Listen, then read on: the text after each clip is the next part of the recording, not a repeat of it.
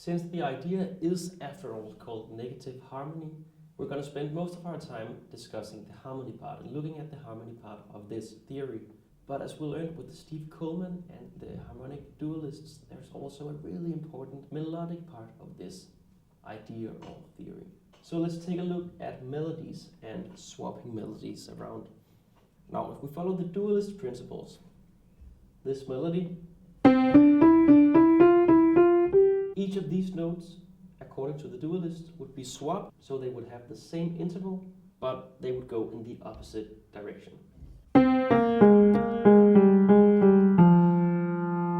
Now, this is a completely different sound, but it's not really the negative version of it, it's the dualist version of it. So in order for us to find the negative version of it, we're going to look at how we take a positive note and make it negative to find its equal counterpart. Now, as we have learned, we can swap across this axis when we split the circle of fifths into two equal parts. And we're actually going to do the same as we did before, where we created harmonies. This time we're just going to take the notes individually and we're going to swap them, creating a new melody. So instead of the melody saying, and then afterwards playing the symmetrical opposite one with the same intervals, we're going to take each note, swap it, and figure out what melody this will give us now. We're playing C, D, E, F, and G with a melody and a rhythm like this. Now, as we've just talked about, C becomes G, D becomes F, and E becomes E flat. Now, at this point, we actually already have all the notes, but just to follow it to the end, F, the next one, becomes D, and G becomes C. That means the 5 different notes that we just played a melody using, 4 of them, they actually stay the same. It's only E that becomes E flat. However, the melody is entirely different because since we started on the C, that now became a G, it's going to go in the opposite direction, sounding like this. So what was before the beginning of a C major scale going from C to G, it's actually now the beginning of a C minor scale, or the ending of a C minor scale, going from G and down to C. So what is different from the dualist principles is that we get a new starting point. They would start in the same place and they would move away from there. If the first melody or the original melody would go in an upward direction, the dualist would create a different melody that would go in the opposite direction, downward. If the melody was major, it would become minor.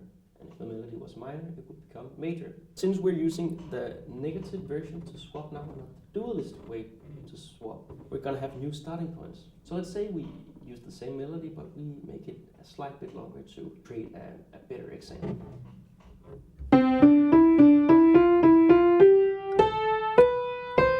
Since we started on a C, and we already kind of reflected the first part of this, we're going to have the same beginning, starting from G, since it's the negative version.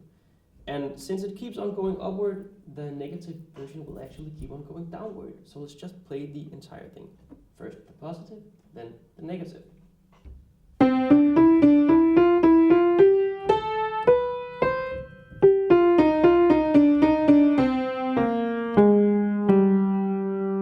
Now it's very different. It's very minor sounding. And that is sort of the whole concept and the idea of the negative harmony.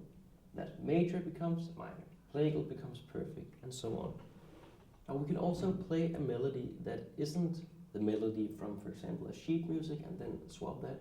We could take a chord and swap that and play it as a melody. In improvisation, oftentimes you'll actually end up playing a mixture of the melody and the chords from the sheet music.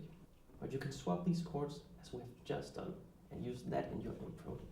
So let's just stay in C for a second. Let's say the sheet music tells you to play a G major 7 chord that's supposed to end on the note C. The G major 7 would perhaps go like this. Let's say that before that G major 7 chord there was an F major with a major 7 chord, sounding like this.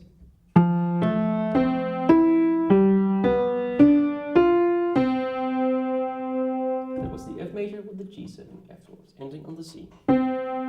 So let's swap the G7 to its negative version, that would be the F minor 6th chord, and see if we can somehow get this F major with the major 7th and the F minor with a 6th added to it, get them to work together and still end up on the C.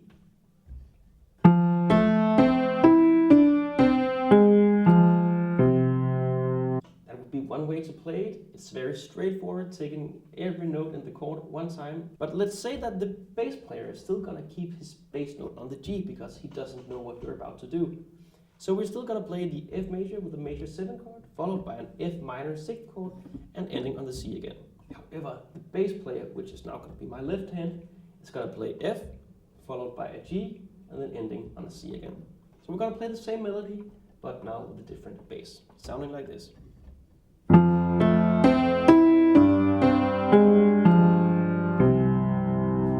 Now my ear really wants to hear the melody ending on the 3rd, the E, instead of going down to the C. So let's try and do that for a second.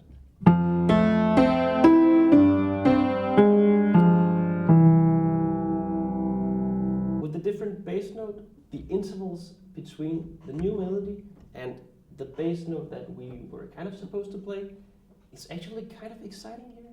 And if you're into improvisation, I would just really encourage you to try this.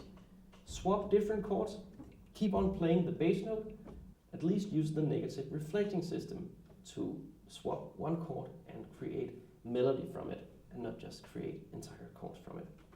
That is how negative melody or negative melodies can be used just as well as negative harmony.